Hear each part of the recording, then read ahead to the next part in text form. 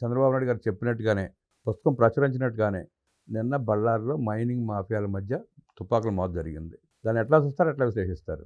బ్రహ్మంగారు నడమంతరపు సిరొచ్చిన, నరాల మీద పుండొచ్చిన చాలా కష్టం అని చెప్తారు, భరించలేము. సేమ్ ఇప్పుడు గాలి జనార్దన్ రెడ్డి పరిస్థితి కూడా అదే. ఆయన ఆగర్భ శ్రీమంతుడు అయ్యాడు, అకారణంగా అయ్యాడు, అర్హత లేకుండా అయ్యాడు. కేవలం మీరు చెప్పినట్టు మాఫియా, ఐరన్ ఓర్ మాఫియా, దాంతో ఆయన ఒక స్థితిలోకి వెళ్ళిపోయాడు. ఆయనకి ఏంటి అనేది తెలియదు.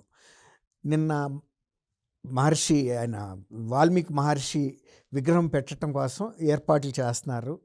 ఇప్పుడు ఆయనకి ఆ స్థానిక ఎమ్మెల్యే, బళ్ళారి ఎమ్మెల్యే భరత్ రెడ్డికి ఏమైనా విభేదాలు ఉంటే ఉండొచ్చు. ఆ విభేదాలని వేరే సందర్భంలో వాళ్ళు దాన్ని పరిష్కరించుకోవచ్చు. కానీ దాన్ని అది చాలా ఒక పవిత్రమైన కార్యక్రమం. మహర్షి వాల్మీకి ఆయన ఒక ఋషి.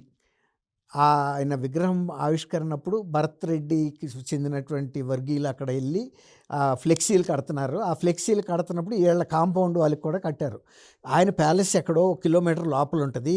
ఈ కాంపౌండ్ వాళ్ళకి ఒక మేకు కొట్టి ఫ్లెక్సీకి ఆ దండ కడితే వచ్చిన నష్టమే ఉందండి. ఏదైనా విగ్రహావిష్కరణ సందర్భంగా ఫ్లెక్సీలు కట్టారనుకోండి, ఒక రోజు 2 రోజులు తీసేస్తారు. దానికి అభ్యంతరం ఎందుకు? అదే అన్నా, తీసేస్తారు. అది కాదు, లోపల ఇంకోటి ఉంది. దాన్ని బయట పెట్టడం కోసం ఈ అవకాశాన్ని ఉపయోగించుకున్నారు.